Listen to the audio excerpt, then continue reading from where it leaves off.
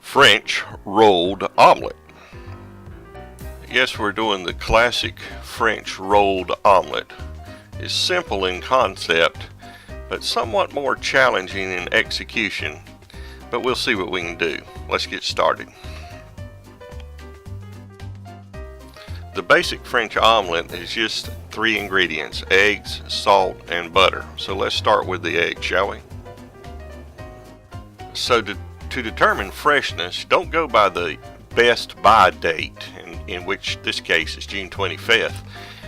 Go by the 3-digit number that's on every carton of eggs that represents the day the eggs were pulled from the farm. So this particular carton of eggs was pulled on the 131st day of the year.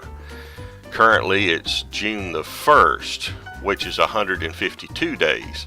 So these eggs are 21 days old. It's been 21 days since they were harvested. These are 2 to 3 egg omelets. I'm using large eggs, so 2 will work. And I'm using an 8-inch non-stick pan. The size, the diameter of your pan kind of determines how much of the egg mixture you want in order to make the omelet, and I'll explain that further. The eggs need to be thoroughly combined but not beaten until they're frothy.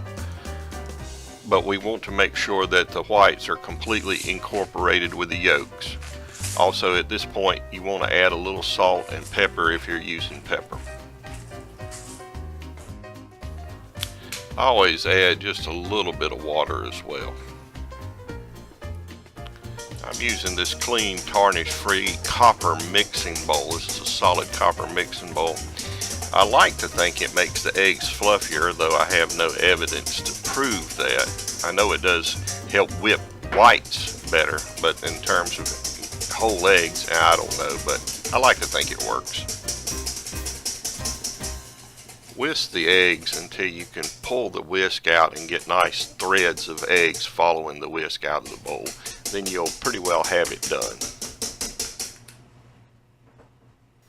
I'm adding just a pinch of chopped parsley to the egg mixture, and of course you could use chives if you would like, or nothing at all. The classic French omelets often made all fine herbs, which is a combination of chopped parsley, chives, tarragon, and chervil. I'm starting a non-stick pan over high heat, and we're going to melt some butter. It's very important in this particular recipe that you do not brown the eggs at all or overcook them. They should be pale yellow and very tender with no browning whatsoever. A non-stick pan tends to mitigate against browning anything, and frankly this is the only non-stick pan I have, and I only use it for making this particular omelet.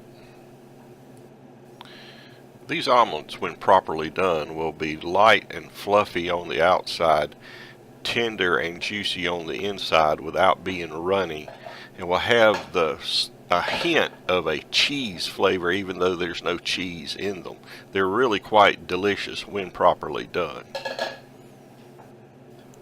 We want to heat the butter till right before it stops foaming and starts to turn brown before we put the eggs in.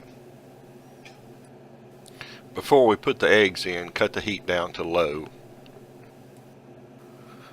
Once the eggs go in, let them set for just a few seconds and then begin to swirl the pan, swirling the eggs in the pan and spreading them out.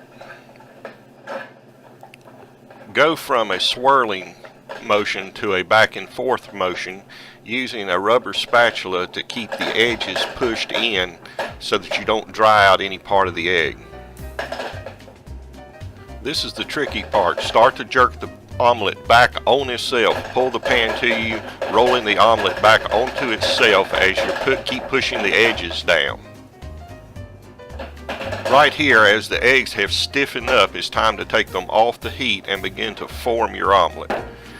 The residual heat in the pan will continue to cook the eggs as you form them into the torpedo shape that is classic of the French omelet. banging the pan on the table and pushing the omelet out to the edge of the pan, you can form a lip and then pull that lip back in on itself. Reposition your hand and then gently roll the omelet out of the pan thusly.